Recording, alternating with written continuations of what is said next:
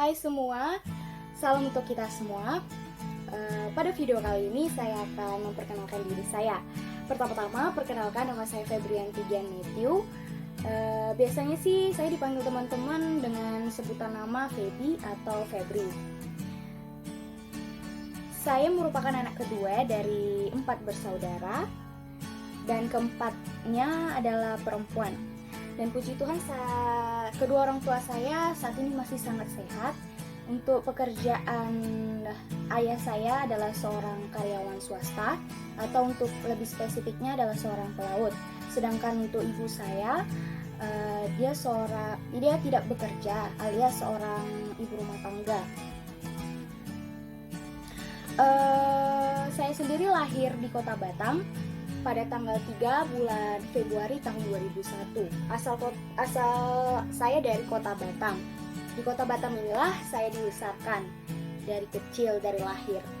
Dan karena saya menimba ilmu di Universitas Negeri Makassar, maka saya memiliki rencana akan ke Kota Makassar saat telah ditetapkan atau telah diumumkan bahwa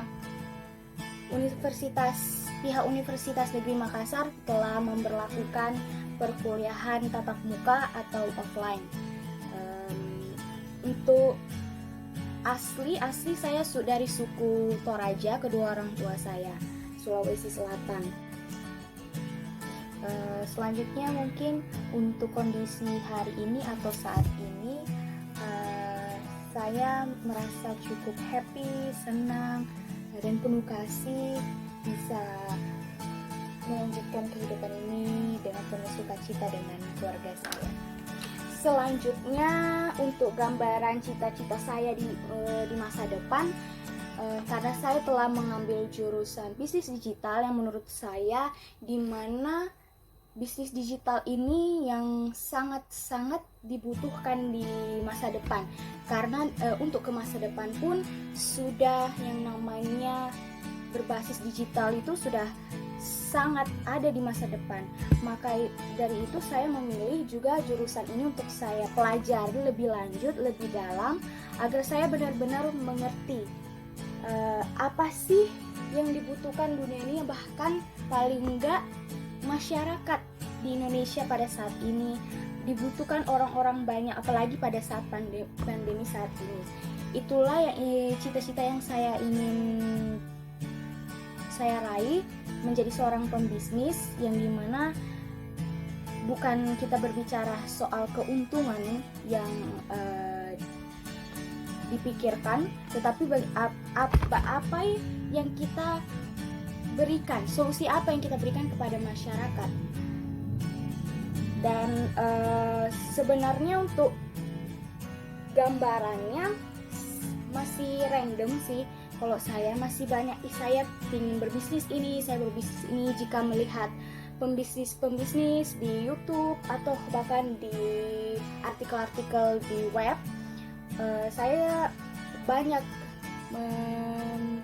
berpikir bahwa saya juga ingin menjadi pembisnis ini. Tapi untuk saat ini yang saya pikirkan adalah saya ingin membuka usaha kafe, yang dimana kafe ini unik yang dimana juga memanfaatkan teknologi digital. Yang masih saat ini saya pikirkan ide apa yang pas, dan ide selanjutnya itu membuka usaha nail art, atau yang bisa dibilang dengan art untuk kuku, tapi dia tetap juga mengandalkan teknologi. Nah, itu yang masih saya pikirkan, saya galaukan juga sebenarnya. Menciptakan barang atau brand itu juga yang saya pikirkan. Tapi bagaimana barang-barang ini bisa sangat berguna, bahkan bisa dibilang baru di dunia perbisnisan. Dan itu merupakan salah satu hal yang sangat menantang diri saya untuk terus berpikir, untuk terus belajar, dan membuka pikiran saya. apa yang harus saya lakukan, apa yang harus saya ciptakan, pekerjaan apa yang di masa depan akan saya kerjakan. Itu sebenarnya masih saya pikirkan juga.